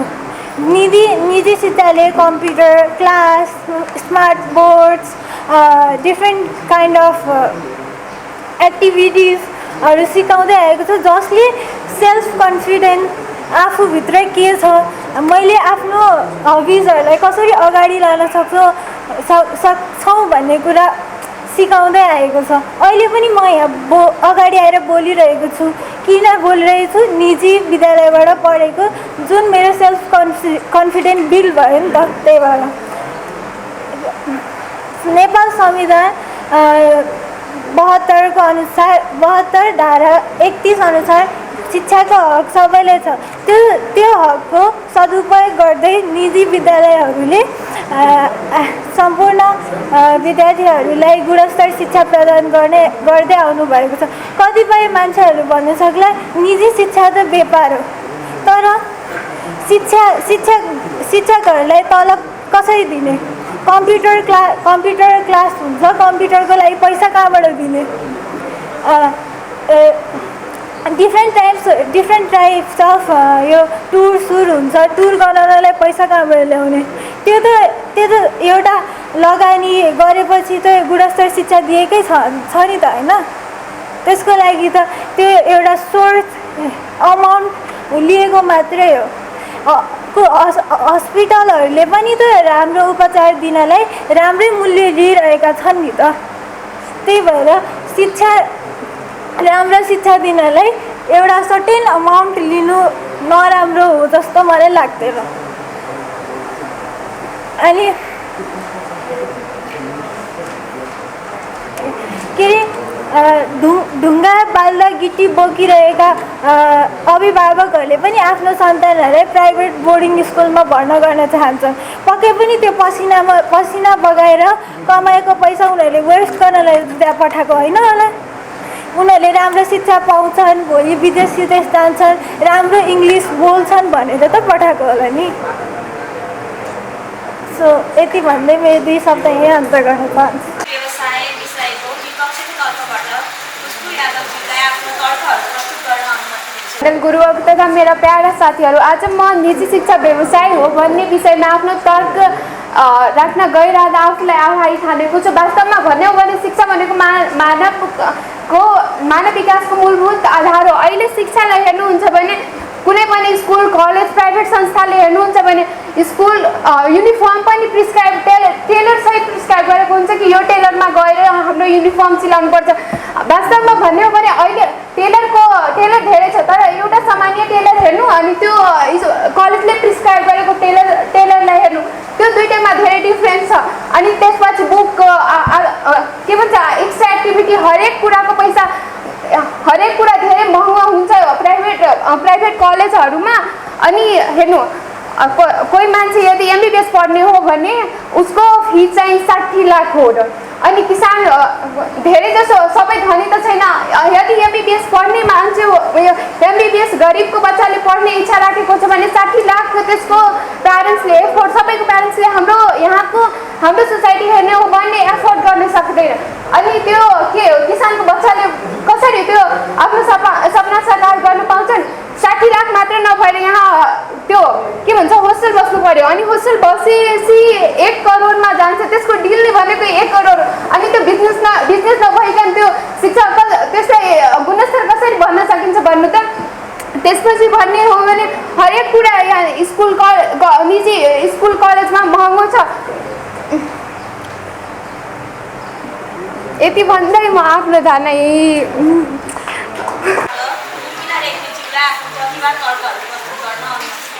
भन्नुभयो एमबिबिएसको लागि 60 लाख 70 लाख तिर्नुपर्छ, तर एमबिबिएसको लागि सर्टेन पर्सेन्ट त राज्यले पढाइदिनेवाला स्कलरसिपको त व्यवस्था गरेको छ नि त। गुणस्तर शिक्षा प्रदान लिनु छ भने त त्यो सर्टेन अमाउन्ट पे त गर्नै पर्यो नि। अहिले कति 1300 कि 1400 सिट आउँछ एमबिबिएसको, अनि 100 कि 200मा स्कलरसिप पनि लागेको हुन्छ। सो राज्यले पे त गरिरहेछ नि, प्राइभेट सेक्टरहरूले पनि त सर्टेन पर्सेन्ट अफ स्कलरसिप त दिएकै छ नि त। सो अर्को स्कुल ड्रेस, स्कुल युनिफर्म भन्नुभयो। स्कुल युनिफर्म भनेको एउटा डिसिप्लिन, सिम्बल अफ डिसिप्लिन हो नि त। त्यसलाई खर्चको रूपमा हेर्नुपर्छ जस्तो त लाग्दैन। गभर्मेन्ट स्कुलमा पनि त स्कुल ड्रेस लगाएरै जान्छौँ, प्राइभेट सेक्टरलाई मात्रै किन ताना मार्नु? यति भन्दै मेरो यहाँ अन्त गर्छ। गुणस्तरकी व्यवसाय विषयको विपक्षको तर्फबाट खुशबु यादवज्यूलाई आफ्नो प्रतिवाद तर्कहरू प्रस्तुत गर्न अनुमति दिन्छु। भन्नुभयो कि त्यो एमबिबिएस पढ्ने स्टुडेन्टलाई थोरै रिजर्भेसन पनि पाएको हुन्छ भनेर। स्टुडेन्ट चाहिँ फर्म भर्ने भनेको 20,000, स्कलरसिप दिने भनेको 600 जनालाई। अनि भन्नु 600जना स्कलरसिप पाउने हो। अनि त्योमा पनि मार्क्स यदि स्टुडेन्ट कोही राम्रो छ भने त्यसको धेरै मार्क्स छ भने तब पनि स्कलरसिप पाउने चाहिँ जसको रिजर्भेसन कोटा हो त्यसले पाउने। अनि त्यो मान्छेले के गर्छन्, कसरी आफ्नो छोराछोरीलाई पढाउँछन् भन्नु त? त्यसपछि हाम्रो संविधानको कुरा गर्ने हो भने नेपालको संविधानको धारा 18ले समानताको हकको व्यवस्था गरेको छ। समानताको हक यही हो भने कि आर्थिक आधारमा त हाम्रो भेदभाव भइरहेको हुन्छ नि। कसैको इच्छा छ प्राइभेट स्कुल पढाउने अनि उसको आर्थिक हैसियत भनेको त छैन, अनि के त्यही हो समानता हाम्रो? त्यसपछि भन्ने हो भने हरेक नागरिकलाई आर्टिकल 31ले संविधानको धारा 31लाई हेर्ने हो भने हरेक नागरिकलाई शिक्षा सम्बन्धी हकको व्यवस्था गरेको छ। त्यसमा पनि अनिवार्य र निःशुल्क के प्राइभेट संस्थाले अनिवार्य पढाइरहेको छन्। अनि केही धेरै स्टुडेन्टको चाहना हुन्छ राम्रो तर राम्रोको लागि धेरैको आर्थिक स्थिति कम भएकाले उनीहरूले आफ्नो सपनालाई पुरा गर्न सकिरहेको छैन। अहिले पनि यस्तै छ हाम्रो सोसाइटी भनेको। धन्यवाद। म आफ्नो भनाइ यही विषयको पक्षको तर्फबाट अझको सीमाको व्यक्तिलाई आफ्नो तर्कहरू प्रस्तुत गर्न अनुमति दिन्छु। निर्णायक मण्डल, सम्मानीय शिक्षकवर्ग तथा उपस्थित सम्पूर्ण साथीहरूमा म अझका शिक्षकको तर्फबाट सादर नमस्कार। आज म निजी शिक्षा गुणस्तरीय हो भन्ने पक्षबाट हजुरहरूको अगाडि आफ्नो विचार र तर्क राख्न उपस्थित भएको छु। शिक्षा केवल किताबमा मात्र होइन, भविष्य निर्माण गर्ने शक्ति हो र त्यो गुणस्तरीय रूपमा निजी शिक्षाले प्रदान गरिरहेको छ। आजको प्रतिस्पर्धात्मक र आधुनिक युगमा गुणस्तरीय शिक्षा बिना सफलता सम्भव छैन। यही गुणस्तरीय शिक्षा निजी शिक्षाले प्रदान गरिरहेको छ भन्ने कुरामा चाहिँ मेरो विश्वास छ। सँगै शिक्षा भनेको एउटा यस्तो चिज हो जसले जीवन परिवर्तन गर्न सबैभन्दा ठुलो शक्ति दिन्छ। शिक्षाले सभ्य, सक्षम र जिम्मेवार नागरिक बनाउन सहयोग गर्दछ। जहाँ गुणस्तर हुन्छ त्यहाँ विश्वास पनि त हुन्छ नि। निजी शिक्षाले अनुशासन र व्यवस्थापनलाई धेरै ध्यान दिएर अगाडि बढेको हुन्छ। जस्तै कि कुनै पनि विद्यार्थीको समय, पढाइ, पोसाक, व्यवहार, उपस्थिति, गृह कार्य, परीक्षा अनि प्रगतिको मूल्याङ्कन चाहिँ निजी शिक्षाले गरिरहेको हुन्छ। निजी शिक्षाले योग्य, दक्ष, तालिमप्राप्त शिक्षकहरू राखेको हुन्छ जसले गर्दाखेरि चाहिँ नयाँ प्रविधि र नयाँ तरिकाले विद्यार्थीहरूले चाहिँ शिक्षण सिकाइ गर्न सक्दछन्। निजी शिक्षाले कुनै पनि विद्यार्थीको व्यक्तित्व विकासको लागि सहयोग पुर्याउँछ। जस्तै कि कुनै पनि व्यक्तिले स्कुलमा, विद्यालयमा गएर डान्स गर्न, भाषण गर्न, वाद विवाद गर्न, खेलकुद गर्न, विज्ञानको प्रदर्शनी गर्न जस्तो कुराहरू चाहिँ निजी विद्यालयमा हामीले सजिलै नै पाउन सक्छौँ। निजी विद्यालयमा अङ्ग्रेजी माध्यमबाट पढाइ हुन्छ जसले गर्दाखेरि चाहिँ विश्व स्तरको प्रतिस्पर्धाको लागि चाहिँ निजी शिक्षाले उसलाई रेडी बनाएको हुन्छ। यो देखिएको छ कि निजी शिक्षाबाट आएको रिजल्ट चाहिँ साक्षरताको दर चाहिँ बढी नै राम्रो देखिएको पनि छ। यसैसँगै निजी शिक्षाले सृजनात्मक, रचनात्मक र बहुप्रतिभाशाली व्यक्ति निर्माण गर्न पनि धेरै नै सहयोग पुर्याएको छ। अब नेपालको संविधान 2072 को धारा 31 अनुसार यो पनि लेखिएको छ कि प्रत्येक नागरिकलाई आधारभूत शिक्षाको हक भनेर, जसमा चाहिँ हरेक नागरिकले चाहिँ एउटा आधारभूत शिक्षा चाहिँ पाउनै पर्ने हुन्छ। निजी शिक्षामा हामीले के पाउन सक्छौँ भनेदेखि शिक्षकको निगरानी, कुनै पनि विद्यार्थीमा शिक्षकको निगरानी चाहिँ बढी नै हुन्छ, जसमा चाहिँ कुनै पनि विद्यार्थीको फल्ट्सलाई हेरेर, उसलाई इम्प्रुभमेन्ट्सलाई हेरेर चाहिँ उसको अगाडि इम्प्रुभ हुने बाटो चाहिँ एउटा शिक्षकले देखाउनुहुन्छ। सँगसँगै यो पनि देखिएको छ कि विद्यार्थीहरू जो चाहिँ निजी शिक्षाबाट अगाडि बढेको हुन्छ उनीहरू चाहिँ राष्ट्रिय तथा अन्तर्राष्ट्रिय बाटोमा पनि सफल भएको देखिएको छ। निजी शिक्षामा चाहिँ अभिभावकको र शिक्षकहरूको रिलेसन पनि राम्रो हुने गर्दछ।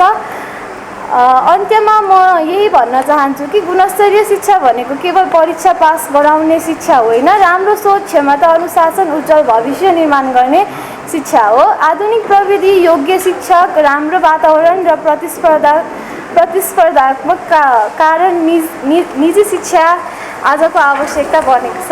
धन्यवाद। विषयको विपक्षीको तर्फबाट प्रज्ञा अधिकारीज्यूलाई आफ्नो तर्कहरू प्रस्तुत गर्न अनुमति कार्यक्रम सञ्चालकज्यू, यस कार्यक्रमका सभामुख महोदय, आदरणीय शिक्षकवर्ग तथा निष्पक्ष निर्णायक मण्डल, आज यस वाद विवाद प्रतियोगितामा यस चक्रवर्ती हबीद्वारा आयोजित वाद विवाद प्रतियोगितामा म निजी शिक्षा गुणस्तरकी व्यवसाय भन्ने विषयबाट आफ्नो तर्क राख्न गइरहेको छु।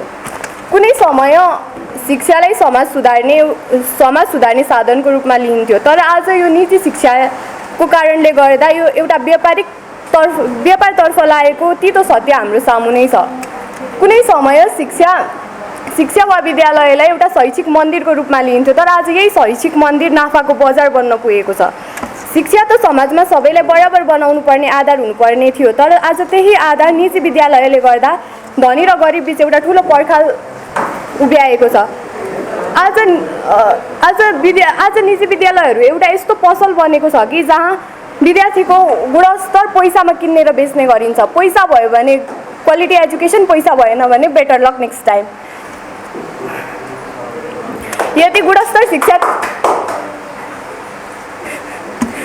यदि निजी शिक्षा त्यति नै गुणस्तरित थियो भने आज समाजमा धनी र गरिब बीच यति ठुलो प्रतिस्पर्धा हुँदैन थियो होला।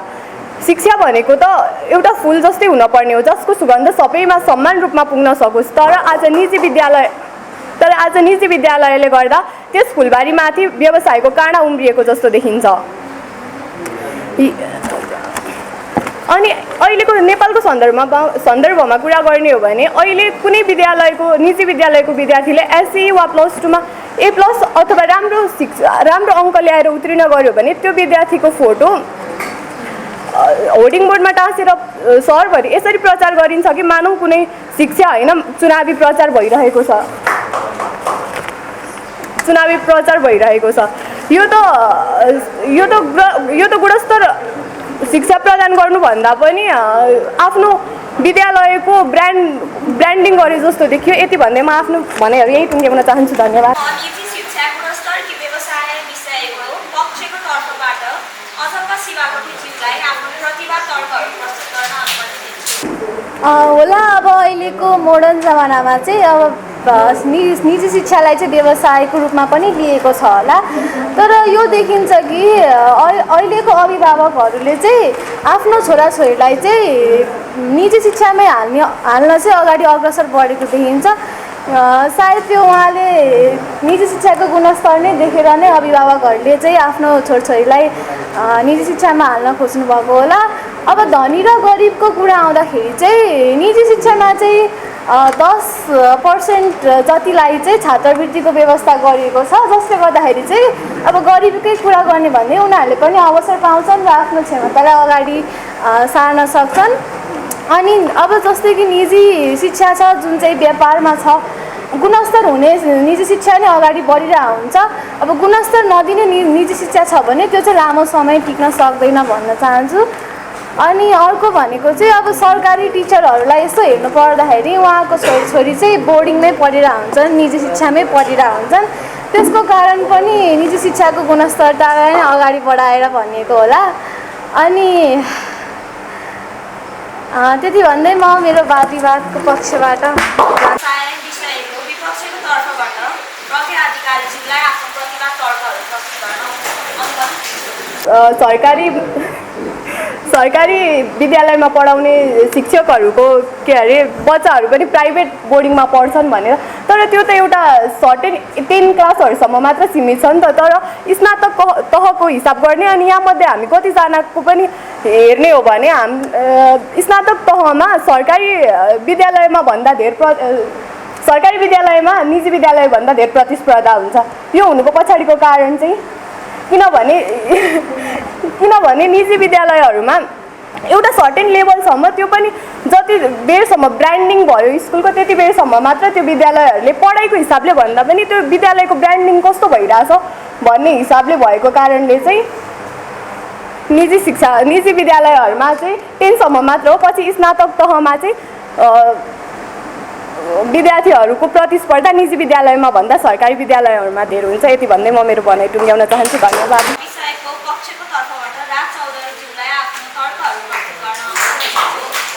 निष्पक्ष निर्णायक मण्डल र यहाँ उपस्थित मेरा साथीहरूमा म राज चौधरीबाट न्यानो अभिवादन।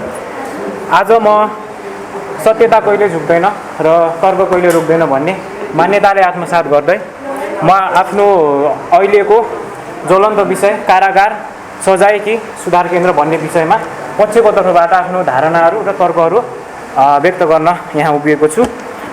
सबभन्दा पहिले हाम्रो समाजमा शान्ति सुरक्षा अनुशासन कायम गर्ने हो भने सबैभन्दा महत्त्वपूर्ण काम चाहिँ सजाय वा कारागार सजायको आवश्यकता देखिन्छ र डिटेन्सन अर्थात् कारागार वा हिरासत भन्नाले अपराध गर्ने व्यक्तिलाई कानुन अनुसार नियन्त्रणमा लिई सजाय दिने प्रक्रिया बुझिन्छ। तुरुन्तै अपराध गर्ने व्यक्तिलाई तुरुन्तै कानुनी कारबाही र हिरासतमा राखिएन भने समाजमा डर र अराजकता फैलन सक्छ।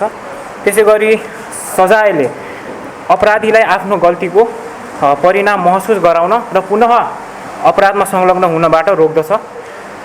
हाम्रो समाजमा कारागारको सजाय किन पनि आवश्यक छ भन्दाखेरि श्रीमान हाम्रो हालको संविधान 2072 को धारा 17 मा स्पष्ट उल्लेखित छ कि each and every citizen should be subjected to the right to freedom. यस अर्थात् कुनै पनि व्यक्तिले कुनै नेपाली नागरिकको स्वतन्त्रतामाथि आघात पुर्यायो वा मर्का पुर्यायो वा त्यसको फ्रिडम लाइफ लिबर्टी प्रोपर्टीमा आघात पुर्यायो भने सो व्यक्तिलाई राज्यले कानुन बमोजिम फौजदारी कार्यविधि संहिता 2074 को दफा बमोजिम कारागार चलान गर्नुपर्छ भन्ने प्रष्ट उल्लेखित गरेको छ।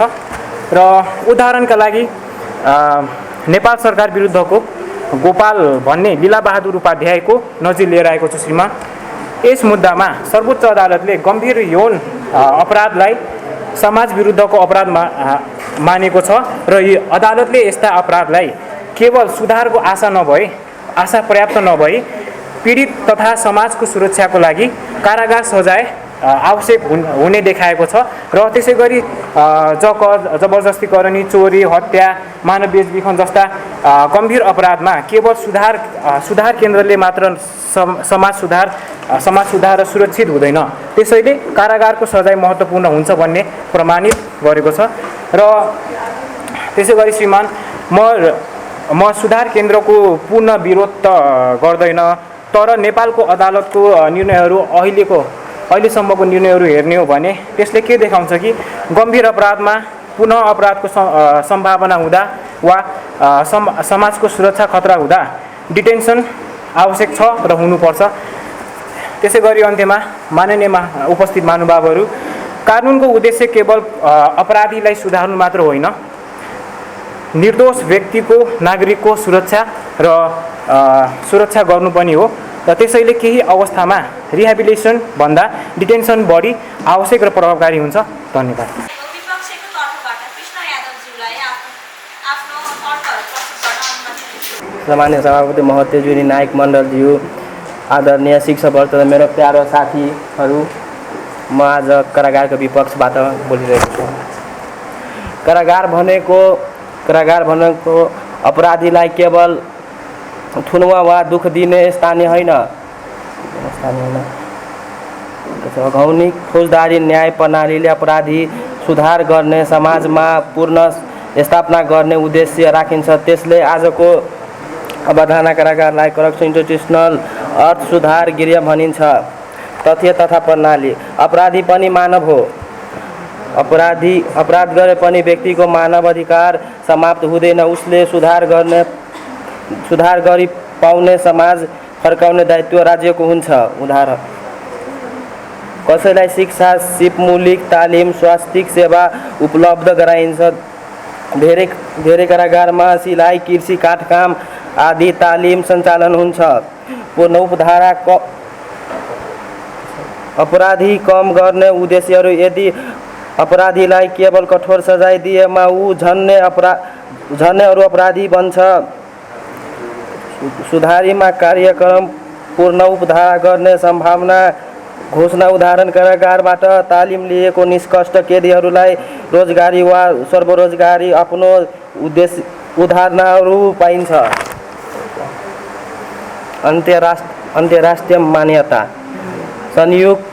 संयुक्त राष्ट्र सङ्घीय नेल्सन मेन्डल रुल्सले कैदीलाई संवैधानिक व्यवहार तथा कारागार प्रणालीलाई मान्यता दिएको छ। संवैधानिक व्यवस्था नेपालको संविधान 2072 को धारा 16 मा सम्मानपूर्वक बाँच्न पाउने हकहरू, व्यक्तिको सम्मानपूर्वक बाँच्न पाउने अधिकार छ। कैदी भए पनि उसको मानव सम्मान सम्मता हुन्छ। धारा 17 को सर्वतन्त्रताको हक। कानुन बमोजिम मात्र सर्वतन्त्रताको बन्देज लगाउन पाइँदैन। धारा 18 समानताको हक। सबै व्यक्ति कानुन दृष्टि समान हुन्छ। मेरो सब यतिमै भयो।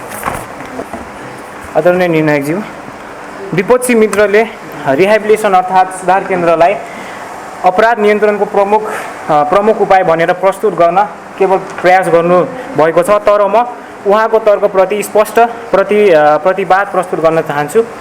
सबैभन्दा पहिले हामीले एउटा कुरा बुझ्नुपर्छ। मैले अघि पनि भनेको थिएँ, कानुनको उद्देश्य केवल अपराधलाई सुविधा दिनु मात्र होइन, जनताको सुरक्षा पनि गर्नु हो र समाजलाई सुरक्षित बनाउनु हो। त्यसै गरी यदि समाज नै सुरक्षित भएन भने सुधार केन्द्र के को लागि, त्यसको अर्थ नै रहँदैन। र वास्तविक र मेरो पूर्ववक्ता मित्रले भन्नुभयो कि अपराधी पनि मानव हो भनेर मानव अधिकारको कुरा जोड्नुभयो। तर वास्तविकता हेर्ने हो भने अपराधीहरू सुधार केन्द्र वा काउन्सेलिङ पछि पुनः अपराधमा संलग्न हुने रेकर्ड्स अहिले पनि छ र अपराध शास्त्रमा यसलाई रेसिडिभिजम पनि भन्ने गरिन्छ। र त्यसै गरी यदि रिहेबिलिटेसन मात्र वा सुधार केन्द्र मात्र पर्याप्त हुन्थ्यो भने रिपिट अफेन्डर्स बढिरहेको छ किन? र अहिलेको हालको रेकर्ड्स हेर्ने हो भने प्रेजेन्ट कन्टेक्स्टमा आइसल्यान्ड इज सेफेस्ट कन्ट्री भनेर बुझिन्छ र आइसल्यान्डमा पनि यही कारागार सजायको प्रावधान उल्लेखित छ, जसमा जेनरल पेनल कोडको आर्टिकल 34, 42, 194 एन्ड 226 को आर्टिकलमा प्रष्ट उल्लेखित छ। र त्यसै गरी विपक्षी मित्रलाई एउटा प्रश्न सोध्न चाहन्छु। यदि कुनै व्यक्ति हत्या, बलात्कार वा आतंकवादी कार्यविधिमा संलग्न छ भने केवल त्यसलाई सुध्रिन्छ भनेर मात्र छोड्न सकिन्छ त? समाजमा छोड्न सकिन्छ त? पक्कै पनि होइन। किन भन्दाखेरि अपराधले केवल एउटा व्यक्तिलाई मात्र होइन, सम्पूर्ण समाजलाई असर पार्न सक्छ। निर्दोष नागरिकको जीवन सुरक्षा र मानसिक अवस्था डाउमा पार्छ र यसले त्यसैले डिटेन्सन वा कारागार सजाय समाजको सुरक्षाको लागि अनिवार्य छ र हुनुपर्छ। धन्यवाद। राजले भनेको कुरा पनि सही छ। सबैलाई मौका त एकपल्ट सबैलाई दिनुपर्छ।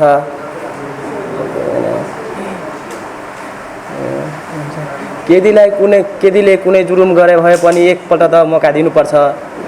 मेरो भरोसा विषयको विपक्षको तर्फबाट मुक्तिनाथ खरेलज्यूलाई आफ्नो तर्कहरू प्रस्तुत गर्न अनुमति दिन्छु। शक्ति गाउँमा आयो, सङ्घीयताले विकासको बाटो देखायो। यस सभाका सभापतिज्यू, दुधका दुध पानीका पानी छुट्याउन बस्नुभएका निर्णायक मण्डलज्यू तथा मेरा प्यारा प्रतिस्पर्धी मित्रहरूमा म मुक्तिनाथ खरेलको तर्फबाट हार्दिक नमन टक्राउन चाहन्छु। आज यस विद्यालयले आयोजना गरेको वाद विवाद प्रतियोगितामा भाग लिन पाउँदा मैले आफूलाई निकै भाग्यमानी ठानेको छु र वाद विवादको विषय रहेको छ सङ्घीयता नेपालको लागि बोझ कि अवसर। म यस विषयको विपक्षमा आफ्ना केही तर्कहरू प्रस्तुत गर्न गइरहेको छु। नेपाल विभिन्न जात जाति, धर्म, भाषा र संस्कृतिले बनेको एक साझा मुलुक हो। यसैलाई मनन गरेर पृथ्वीनारायण शाहले नेपाललाई 4 जात 36 वर्णको फुलबारी भनेर संज्ञा दिएका थिए। तर राज्य सत्ताको आडमा आएर नेपाली समाजमा मानिसहरूलाई जात, वेशभूषा, धर्मको आधारमा सधैँ हेपिँदै आएको छ। हामी सबैलाई थाहा नै छ, राणा शासनको बेलामा जङ्गबहादुर राणाले मानिसलाई मासिने जात, नमासिने जात, छोइ छिटो हाल्नुपर्ने, छोइ छिटो नहाल्नुपर्ने भनेर छुट्याएका थिए, जसका कारण पहिला धेरै शासकहरूले अवलम्बन गर्दै आए। नेपालमा 2007 सालमा भएको आन्दोलनपछि आएको प्रजातन्त्रले कुनै पनि नागरिकलाई उसको जात, वेशभूषा, धर्म वा वर्ण अनुसार भेदभाव गर्न नमिल्ने भने तापनि सम्माननीय निर्णायकज्यू त्यो व्यवहारमा भने कहिले लागू भएन। त्यसपछि नेपालमा पटक पटक आन्दोलन हुँदै गयो। विशेष आन्दोलन 2062-63 सालमा भएको जनआन्दोलनमा निर्वाचन गरिएको सङ्घीयता सहितको लोकतान्त्रिक गणतान्त्रिक संविधान 2072 मा जारी भएको थियो र सो संविधानबाट 3 तहको सरकार छुट्याएको थियो। त्यस तहमा 7 प्रदेश 753 वटा स्थानीय स्तरको तह पनि छुट्याएको थियो। अब संघीयता भन्नाले के बुझिन्छ? संघीयता भनेको सरकारको शक्ति र जिम्मेवारीलाई प्रदेश वा स्थानीय स्तरको सरकारमा विभाजन गर्ने हो। संघीयताले बहुजातीय बहुभाषिक जस्ता समस्याको समाधान गर्ने एउटा औजारको रूपमा पनि लिने गरिन्छ। सम्माननीय निर्णायकज्यू, यदि भनियो भने संघीयताले हामी जस्तो नागरिकलाई सबैभन्दा ठुलो कुरा अधिकार दिएको छ। पहिला थोरै समस्या हुँदाखेरि सिंहदरबारको ढोका खटखटाउन जानु पर्थ्यो भने अहिले घर दैलोमा सिंहदरबार आएको छ। अहिले हरेक व्यक्तिले अधिकार पाएका छन्। संघीयताले अधिकारको प्रतियोजन मात्र नगरी पावरको पनि विभाजन गरेको छ। अहिले पहिला हेर्ने हो भने केही समस्या पर्यो भने मन्त्री परिषद पुग्नु पर्थ्यो, सिंहदरबार पुग्नु पर्थ्यो, तर आज गाउँपालिका नगरपालिकाले आफ्नो ठाउँमा परेको समस्या अनुसार समाधान निकाल्छन् र विकास गर्दै आएका छन्। सम्माननीय निर्णायकज्यू, जुम्ला हुम्ला जस्तो दूर दराज ठाउँमा यदि आज शिक्षा छ भने त्यो संघीयताले गर्दा आएको हो। हामी सबैलाई कोभिड-19 को समय थाहा नै छ। त्यति बेला सबैको मनमा त्रास जागेको थियो, कतै केही हुने त होइन। त्यति बेला सबैभन्दा ठुलो सहयोग हामीलाई स्थानीय तहको सरकारले गरेका थिए। हामीलाई क्वारेन्टाइनको व्यवस्था मिलाए, हामीलाई भ्याक्सिनको प्रदान गरेका थिए, जसका कारण आज हाम्रो बाँच्ने अधिकार संरक्षण भएको छ। त्यसैगरी दूर दराज ठाउँमा घर दैलोमा सिंहदरबार पुग्नु भनेको संघीयताले सबैभन्दा महान रोल खेलेको छ। हरेक ठाउँमा शिक्षा पुर्याउने, खानेपानीको व्यवस्था, अस्पतालको व्यवस्था सबै संघीयताका नै कारनामा रहेका छन्। संघीयताले देशमा विकास लिएर आएका छन्। हो, हुन सक्ला थोरै खर्चिलो हुन सक्ला, तर ती विकास लिएर आएको त्यो दूर दराज ठाउँमा भएका ती रोइरहेका बालबालिकाले पढ्न पाउनु सायद त्यो नै सबैभन्दा मूल्यवान कुरा रहनेछ। खर्च त भइ नै रहन्छ। देशलाई विकास गर्नु छ भने थोरै खर्च उठाउन जरुरी पनि छ र त्यो खर्चको रूपमा नलिकन हामीले भविष्यको लगानीको तर्फबाट हामीले त्यसलाई त्यसरी हेर्न सक्छौँ र त्यसलाई पोजिटिभ वेमा लिएर हाम्रो देशलाई संघीयता सधैँ कायम राखेर त्यसलाई निर्माण गरेर अझै बलियो बनाएर अगाडि बढ्न सक्छौँ। संघीयताले जुन आज हामीलाई अधिकार दिएको छ, आज म किन बोल्न पाइरहेको छु? संघीयताले दिएको अधिकार होइन, आज मैले बोल्न सकेको छु, मेरो आवाज सुनिएको छ, गाउँको आवाज सुनिएको छ, हामीले अधिकार पाएका छौँ। त्यसैले संघीयता बोझ कसरी हुन पुग्छ? संघीयता त एउटा यति उत्तम अवसर हो, त्यसलाई सम्हालेर राखियो भने नेपाल सायद सबैभन्दा विकसित देशमा परिवर्तन हुनेछ। अन्तिममा म के भन्न चाहन्छु भने संघीयताले नेपाललाई लोकतान्त्रिक समावेशिक देश बनाउन निकै मद्दत गर्नेछ। संघीयताले गाउँघरमा आवाज पुर्याएको छ, नागरिकलाई अधिकार दिएको छ र सरकारलाई जनताको नजिक पुर्याएको छ। आज सरकारको हरेक अङ्ग हामीसँग जोडिन पुगेको छ केवल संघीयताले गर्दा। त्यसैले म के भन्न चाहन्छु भने संघीयता नेपालको लागि बोझ नभएर एउटा सुनौलो अवसर रहेको छ। त्यसैले सबै मिलेर संघीयताको संरक्षण गरौँ। धन्यवाद। अब म निःशुल्क शिक्षा राज्यको दायित्व के असम्भव सपना विषयको विपक्षको तर्फबाट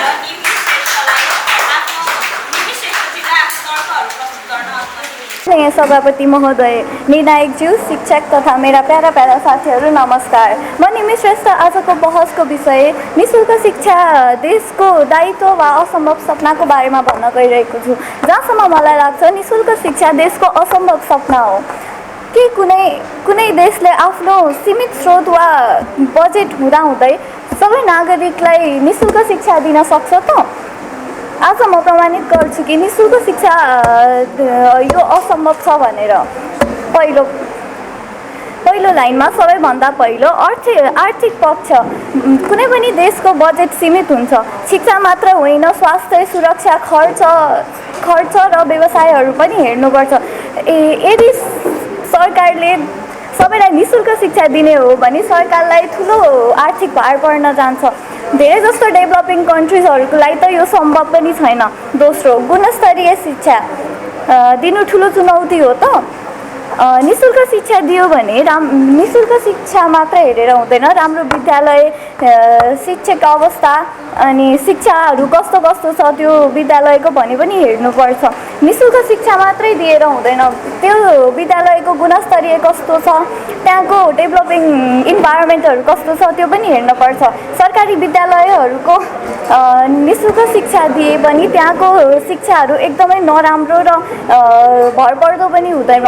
म पनि +2मा स्कलरसिपमा पढेको हो, त्यहाँनिर मेरो पनि एक्सपिरियन्स राम्रो थिएन त्यो विद्यालयको।